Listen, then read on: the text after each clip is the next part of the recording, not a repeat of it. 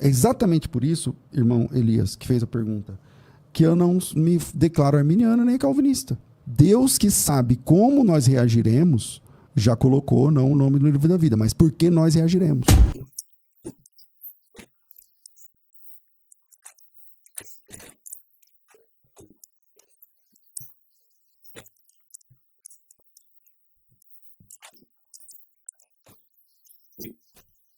Amém. Bem-vindo. Vamos lá.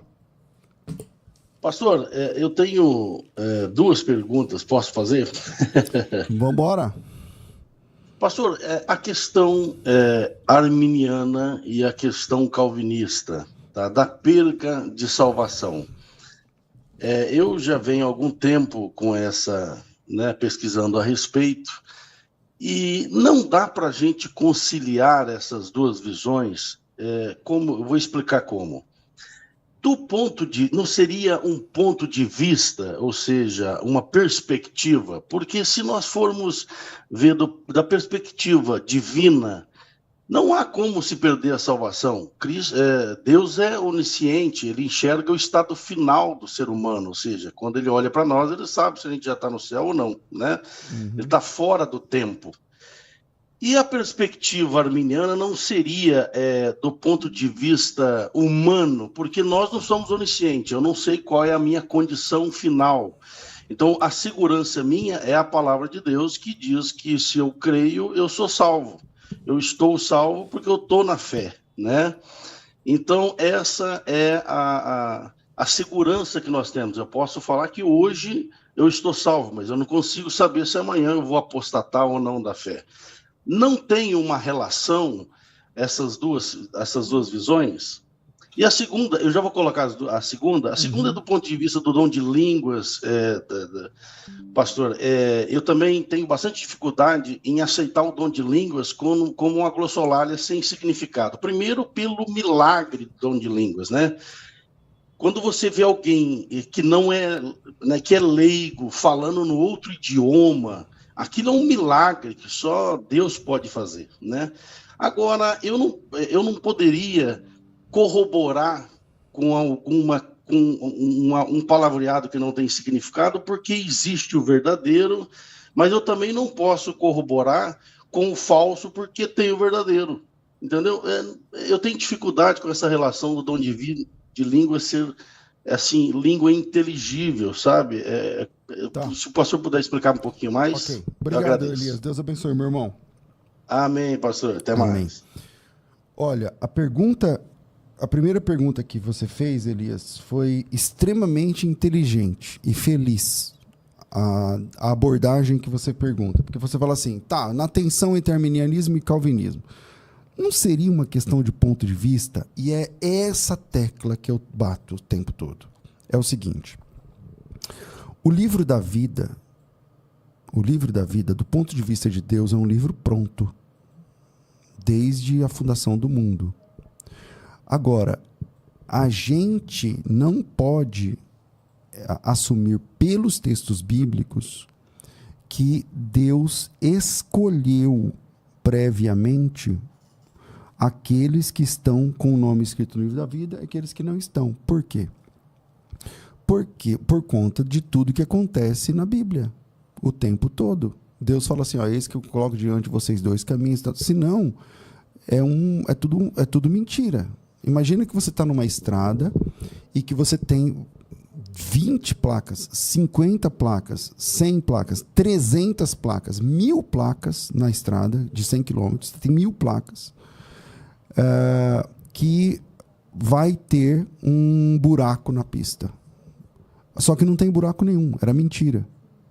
Então, nós temos na Bíblia o tempo todo alertas sobre toma essa decisão, não entra por esse caminho, vem por esse, não aceite isso, aceite isso. Se o homem não tem escolha, então tudo isso é um teatro. Agora, eu comecei falando o seguinte, essa pergunta é muito importante, muito inteligente, porque depende do ponto de vista. Então, do ponto de vista de Deus, Deus está fora do tempo. Então, se eu estou ao lado do trono de Deus, lá fora do tempo onde Deus está, então, obviamente, eu sou calvinista, porque está tudo pronto.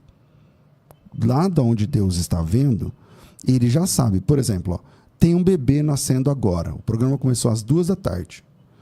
Tem um bebê que nasceu agora, certo? Em algum lugar. Num raio de alguns... Porque a Promata está aqui do lado, enfim. Tem algum bebê que nasceu enquanto começou esse programa até agora, nesses primeiros minutos. Perguntas. Deus sabe o nome desse bebê? Deus sabe com quantos anos essa criança morrerá? Deus sabe do que essa criança, que é um bebê agora, morrerá? Vamos dizer que essa criança vai morrer com 79 anos. Daqui 79 anos. Só Deus tem essa informação.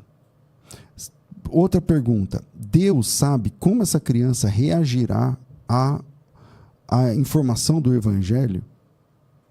Todas as respostas para essas perguntas é sim, porque Deus é onisciente. Agora, foi Deus que, antes dessa criança nascer, antes de Deus antever o que aconteceria na vida dessa criança, Deus foi lá e colocou o nome dessa criança ou não no livro da vida? Não é assim que funciona. Então, o texto de Pedro, capítulo 1, primeira carta de Pedro, capítulo 1. Então, vamos lá. 1 de Pedro, capítulo 1, versículo 1. Tudo 1. Diz assim. Pedro, apóstolo de Jesus Cristo, aos eleitos que são forasteiros da dispersão, Ponto, Galácia, Capadócia, Ásia e Bitínia, eleitos segundo a presciência de Deus Pai. Eleitos segundo, olha o texto, eleitos segundo a presciência de Deus Pai. Quer dizer, esse texto, ele diz que existe eleição, tá aí no texto, existe eleição, porém, essa eleição, ela acontece baseada na,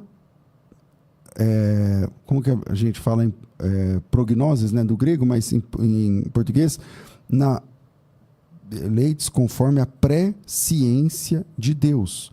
O que é presciência de Deus? Entende? Então, parece que é a capacidade que só Deus tem, presciência, a capacidade que só Deus tem de saber o que vai acontecer sem necessariamente interferir nos processos. E isso é presciência, ter a ciência do que vai acontecer antes. Quando eu falo que é sem interferir nos processos, pastor, mas Deus pode interferir? Deus pode fazer o que Ele quiser. Deus pode fazer o que Ele quiser. Mas a presciência significa que ele tem ciência daquilo que vai acontecer daqui 79 anos, eu não lembro quantos anos eu dei para o garoto que está nascendo agora, hipoteticamente, mas ele sabe, Deus sabe. E como Deus já sabe, o nome do garoto já está no livro da vida ou não. Mas isso não isenta o garoto que está nascendo agora dos processos da vida. E, na verdade, veja bem, o irmão que tem um sabor mais calvinista me ouvindo vai dizer assim, então o pastor César tem que assumir que ele é calvinista, porque se ele está dizendo que Deus, que o nome já está escrito no livro da vida, não sei o que e tudo mais, é porque o que eu tenho para trabalhar é o que está revelado. Na Bíblia diz que o livro da fundação do mundo é desde o livro da vida é desde a fundação do mundo.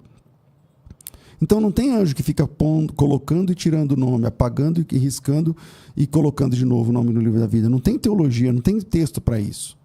Então, está pronto. Agora, se ele está pronto e o texto que eu apresentei diz que nós somos eleitos conforme a presciência de Deus, isto significa que o que acontece dentro do tempo, /espaço, /matéria, influencia, sim. Ou seja, a eleição é pela presciência de Deus. Deus que sabe como nós reagiremos, já colocou não o nome no livro da vida, mas por que nós reagiremos? Porque nós reagiremos. Porque, veja, na Bíblia é muito importante a gente entender que Jesus é o autor e consumador da nossa fé. Significa que a salvação vem só de Deus, de A a Z. Tá certo? Por outro lado, esse Deus, esse Senhor, que é o único Salvador, nos convida, na Bíblia, a participarmos sinergicamente, essa palavra dá coceira no calvinismo, mas é bíblica, sinergicamente, a participarmos do processo de redenção. Não que eu sou um co-salvador meu, mas é porque eu posso aceitar, receber, acatar obedientemente a graça, ou eu posso desprezá-la. Por isso que na segunda carta de Paulo aos Coríntios, capítulo 1, diz assim, ó, e nós, cooperando também com ele, vos exortamos a que não recebais a graça de Deus em vão. A palavra cooperar ali é sinergia. Paulo está dizendo assim, nós como sinergistas, é isso que ele está dizendo. Paulo, o apóstolo, está dizendo assim, bom, então nós, sinergistas, exortamos vocês que também sejam assim, que cooperem com Deus, porque essa é a palavra grega. Então, pastor, você é sinergista ou monergista? Tecnicamente sou monergista, eu creio que a salvação só vem de Deus. Porém, esse Deus monergista, esse Deus que só ele salva, convida você a aceitar essa salvação. Então você não é chamado para ser seu próprio salvador, mas você é chamado, a sua cooperação, a sinergia acontece quando você recebe com temor a oportunidade da graça, ao invés de rejeitar a oportunidade da graça. Você aceita concordemente, humildemente. Você está entendendo? Então, é isso, veja, em Coríntios 15, 2 diz assim, ó, também sois salvos, se retiverdes tal como vô-lo tenho anunciado, se não é que crestes em vão. 1 João 5,18, o que de Deus é gerado, conserva-se a si mesmo, e o maligno não lhes toca. Então, voltando à pergunta que eu achei muito inteligente, não é questão de ponto de vista? Se você está lá em pé, do lado do trono de Deus, primeiro você está fora do tempo, fora da matéria, fora do espaço. Porque tempo e espaço são criaturas de Deus. Deus criou o tempo, Deus criou o espaço, são criações. E Deus está fora disso. Então, se você está lá em pé, do lado do trono de Deus glorificado, então está tudo pronto. Então está tudo pronto. Mas lá na 1 de Pedro que eu li, mostra que lá diante de Deus que está tudo pronto com base nas atitudes, nas ações e reações, inclusive dos homens. Porque nós fomos eleitos conforme a presciência de Deus Pai. Tá certo? Então, por isso, exatamente por isso, irmão Elias, que fez a pergunta, que eu não me declaro arminiano nem calvinista. Porque eu acredito, eu entendo, defendo a fé e a salvação monergista. Por outro lado, a pessoa que despreza essa tão grande salvação, conforme diz a palavra em Hebreus, ela não é digna dessa salvação. Então ela tem que aceitá-la. E essa aceitação, embora comece por um trabalho do Espírito Santo, tem a ver com a gestão da pessoa. Tem a ver com a gestão da pessoa, sim. Tá certo? Isso não quer dizer que a salvação vem de nós. Nós apenas não a recusamos. Uma pessoa, um mendigo jogado na sarjeta, que aceita uma esmola, só porque ele aceitou a esmola, isso não faz dele doador da esmola. Porque essa é a cabeça dos irmãos calvinistas que falam assim, mas se eu tenho que aceitar, então eu tô me salvando. Não. A pessoa que aceita a esmola não faz dele o doador daquela esmola. Ele não é dono daquele dinheiro que ele acabou de receber. Ele apenas recebeu. Ou seja, nós não somos nossos salvadores. A salvação não brota de mim porque eu recebo Jesus. Mas eu apenas não o recuso. Eu não vou agir como aqueles que recusam a graça. Entende? Então, o resumo da ópera. Jamais poderemos salvar a nós mesmos. Nenhuma obra seria boa o suficiente para isso. Até mesmo a fé é uma graça, é um dom de Deus, é um presente de Deus. E nós somos totalmente dependentes de um Salvador. E louvado seja Deus por isso. E Deus enviou seu Filho amado para ser o nosso único e suficiente Senhor e Salvador. Por outro lado, somos chamados a aproveitar, receber essa graça com boa vontade. E Deus considera justo condenar aqueles que rejeitarem tão grandiosa salvação. João capítulo 12, versículo 48, palavras de Jesus. Quem me rejeita a mim e não recebe as minhas palavras, já tem quem o julgue. A palavra que tenho pregado, essa o há de julgar no último dia.